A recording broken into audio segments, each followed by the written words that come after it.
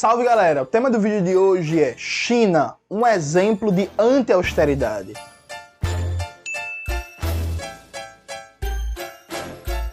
Antes de começar provavelmente o tema do vídeo do canal, quero muito agradecer a você que ajuda a manter e melhorar nosso canal a partir do apoio. Seu apoio é fundamental para a gente continuar esse trabalho. Note, a China, que é o país que Cauê adora, né? Cauê, como vocês bem sabem, é fã de Xi Jinping e Renan Calheiros. A China é o país que mais cresce, que mais se desenvolve do ponto de vista econômico, técnico, científico há mais de 40 anos, né? E a China é um grande exemplo de como as políticas de austeridade são inimigas do desenvolvimento socioeconômico e como não tem problema nenhum uma política de expansionismo fiscal permanente desde que essa política de expansionismo fiscal, ou seja, de aumento do gasto público, se dê num planejamento de desenvolvimento, de desenvolver capacidade produtiva, ciência, tecnologia, inovação, domínio científico, técnico e por aí vai. Então vamos lá. Primeiro vou limpar aqui o terreno. A China promoveu grandes pacotes de austeridade, sim. Final dos anos 80, ali uma parte dos anos 90, quando estava se desmontando o sistema maoísta e a China queria criar um mercado privado capitalista, você teve várias e várias rodadas de corte de investimento público, destruição de serviços públicos, de políticas públicas, assim, caos.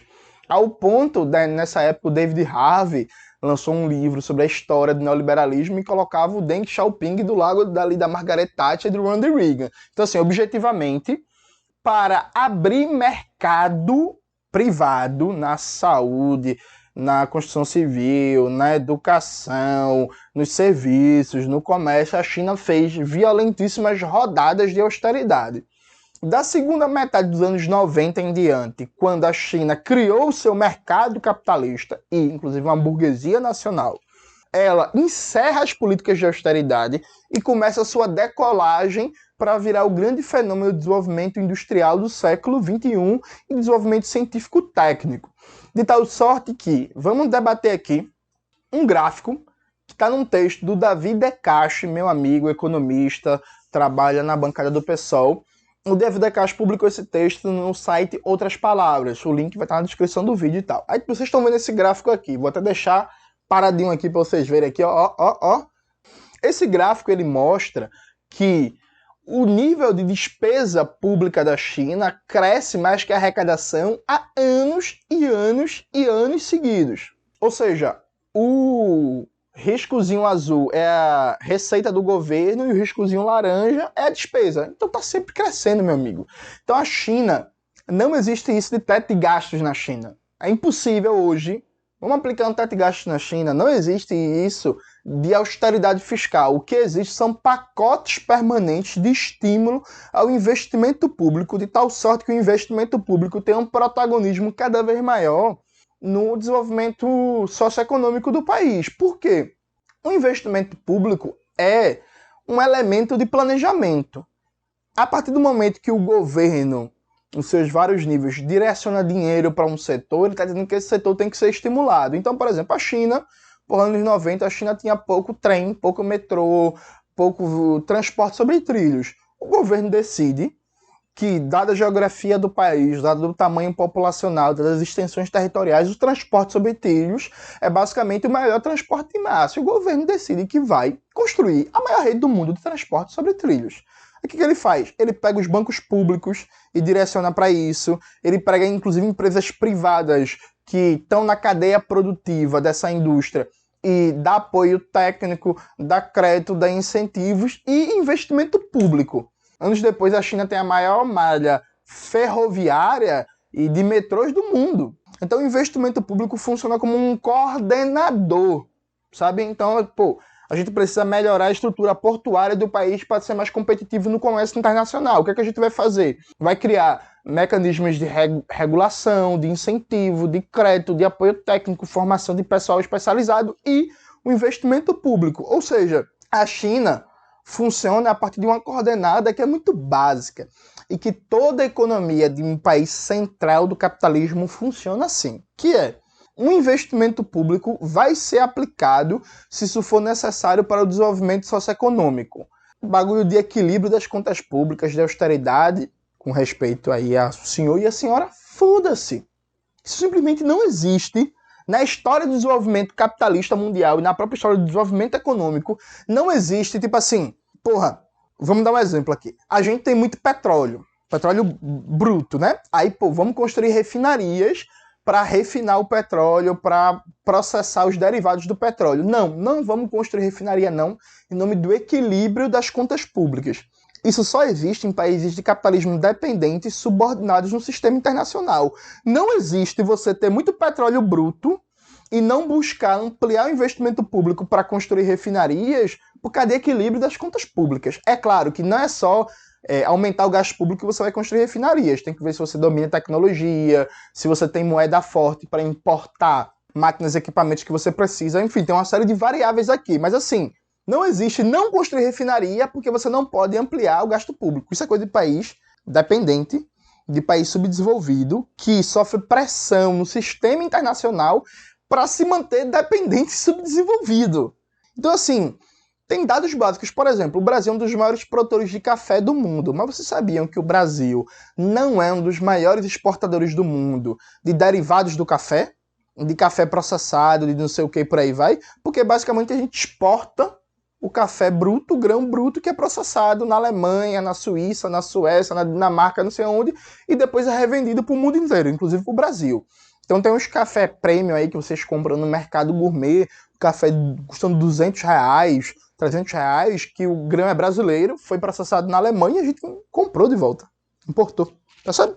Qualquer mecanismo básico de planejamento vai dizer que a gente precisa criar uma política para processar aqui o café que é aqui produzido, deixar de importar da Alemanha, produzir aqui e a gente vender para o mundo. E se isso demandar um aumento da oferta de crédito, uma maior regulamentação do setor, um aumento do investimento público, isso tem que ser feito para gerar riqueza aqui. Então veja, o que a China mostra é que, primeiro, investimento público é um mecanismo de planejamento e de alocação de recursos. E você usa o investimento público de acordo com um plano e não de acordo com um dogma prévio de equilíbrio das contas públicas. Segundo, não existe equilíbrio no desenvolvimento. O desenvolvimento é sempre um processo complexo e contraditório em que você vai de saltos, de desequilíbrio até o próximo desequilíbrio, até o próximo desequilíbrio. Ou seja, a China, por exemplo, no seu processo de desenvolvimento socioeconômico, começou desenvolvendo mais as zonas costeiras. Depois ela interiorizou o desenvolvimento. O Cauê, quando foi para a China, viajou por várias regiões do país, pegando esses trens e vendo, como a urbanização, o melhoramento da infraestrutura estava chegando nos interiores mais distantes do país. Então, por exemplo, isso é um desequilíbrio regional. No processo de desenvolvimento, começou nas zonas costeiras e foi se aprofundando. Assim como a China começou um processo de desenvolvimento robusto, muito ligado à produção de manufaturas mais simples. E aí depois isso foi aprofundado na produção de máquinas e equipamentos, né, inclusive de produtos mais complexos. Então, hoje, a China não é o país da bugiganga que era 30, 40 anos atrás, que produzia brinquedo, produzia indústria têxtil, as Tamagotchi, aqueles videogamezinhos vagabundo. Pô, a China produz hoje computador, tablet, chips, microchips, televisões, carros ultramodernos, vagões de metrô, de trem, por aí vai. Ou seja, o processo de desenvolvimento é de desequilíbrio em desequilíbrio, desequilíbrio, equilíbrio, desequilíbrio, desequilíbrio, equilíbrio, equilíbrio, e essa equação é planejada e montada a partir do direcionamento do investimento público para dar uma resposta, inclusive, aos desafios do mercado global. A gente não faz isso com a política de austeridade, porque qual é o dogma da política de austeridade? Corte permanente de gastos. Não, mas, por exemplo, mas se a gente tiver uma oportunidade de enriquecer o país, o exemplo que eu dei do petróleo. O Brasil tem petróleo bruto, por que a gente está importando petróleo? Se a gente tem a oportunidade de enriquecer o país, por exemplo, aumentando o investimento público para construir uma refinaria. Não. Por que não? Porque tem petroleira internacional, estrangeira, e seus sócios nacionais que importam combustível, que estão ganhando muito dinheiro com esse esquema do Brasil ter pouca capacidade de refino de petróleo, e aí a petroleira estrangeira está ganhando rios de dinheiro, importadores de combustível estão ganhando rios de dinheiro. E aí foda-se o Brasil. classe trabalhadora. E aí, como é que você justifica isso? O dogma permanente da austeridade. Ao invés de a gente expandir o gasto público para construir mais refinaria e importar menos combustível, a gente mantém o dogma da austeridade, mantém uma capacidade deficitária de refinar combustível, e aí PPI, importação de combustível, e por aí vai. Ou seja, o exemplo chinês é um exemplo que a austeridade é contra qualquer tipo de planejamento econômico, porque é um dogma. E sem planejamento econômico não existe desenvolvimento socioeconômico. De tal sorte que austeridade significa negação de planejamento, então necessariamente uma perspectiva curto ou prazismo, a economia vai de voo em galinha, cresce um pouquinho, aí vem uma crise, aí perde tudo, aí cresce mais um pouquinho, aí vem outra crise, aí cresce mais um pouquinho, aí pô, não sei o quê. Então vai de eterno voo e galinha, e não consegue planejar no longo prazo, porque tem um dogma de austeridade, porque desde que o FMI foi fundado, a tônica do FMI, do Banco Mundial, dos Estados Unidos, da União Europeia, está recomendando austeridade, ajustes estruturais na economia para os países da periferia do sistema capitalista, para esses países periféricos se manterem periféricos. O que foi que a China fez? Você vai pra lá, menino. Te fode aí, tu e tua austeridade. Como a gente vai manejar a política fiscal, como a gente vai manejar a política monetária, como a gente vai manejar o investimento público, vai estar subordinado a um plano nacional de desenvolvimento, que são os chineses que vão decidir a partir do comando político do Partido Comunista. Aí, por isso que a China é o que é hoje e o Brasil continua, né, esse vale de lágrimas, né, que a gente tem. Agora, lembrando, os chineses só conseguiram fazer isso porque teve uma revolução, viu?